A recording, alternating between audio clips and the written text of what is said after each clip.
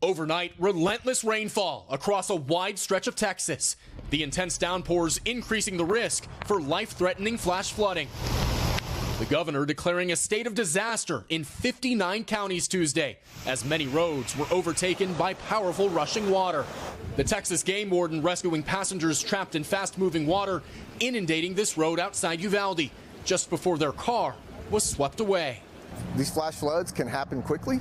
Once again, torrential rains back in the Texas Hill Country, just 1 year after the tragic and deadly flooding killed so many along the Guadalupe River and at Camp Mystic. Cars trying to navigate wet, muddy roads that look more like rivers. And farmland completely submerged. What are the greatest dangers that the people here are facing? Right now, it's just the low water crossings. They're traveling at night and quickly come up on a low water crossing before they realize they're in it. They're swept off. As much as a foot of rain has fallen in some areas, with even more expected. Meanwhile, 117 million people are now under heat alerts. The summer swelter producing stifling conditions that feel like triple-digit temperatures across a wide swath of the country. In Massachusetts, dozens of beaches that would normally provide relief closed because of elevated bacteria levels in the water. The upper Midwest and Northeast are also dealing with smoke drifting down from hundreds of Canadian wildfires. While in Utah, more than 165 square miles are burning.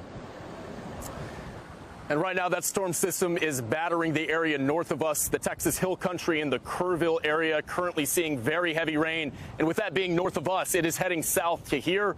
We only expect this river to rise. Savannah. And bringing back so many sad memories from last summer. Ryan, thank you very much. All that flooding, all that rain, all that heat, keeping Mr. Roker very busy on a Wednesday morning. He's here with a first check of that forecast. Al, good morning. Good morning, guys. Good morning to you. Yeah, everybody in the climate unit really working overtime.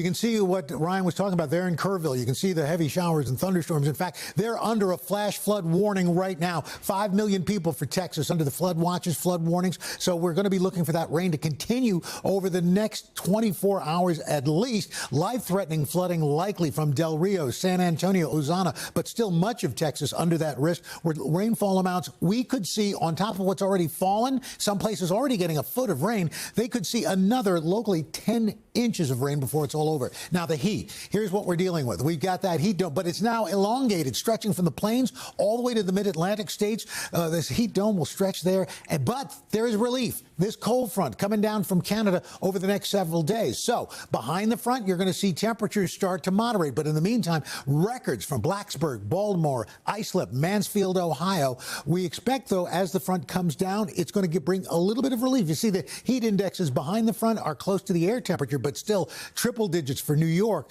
Detroit, Chicago today. Then it continues on tomorrow. Again, a little bit of that sweet heat relief, but still awfully warm down through the parts of the southeast. And then we've also got these wildfires, air quality alerts stretching from Minnesota all the way down into the northeast and the mid-Atlantic states. Two things are going to happen with the smoke. Periods of visibility, air quality issues, and it may, if there is any relief, that may actually help depress temperatures because of those hazy conditions don't allow the heating of the sun to take much effect. But it's still, the detriments far outweigh the opportunities, guys. A lot on your plate this morning, Al. Thank you. Hey, thanks for watching. And don't forget, you can catch the Today Show every morning on NBC or take Today when you're on the go. Just follow the Today podcast on Apple Podcasts, Spotify, or wherever you listen.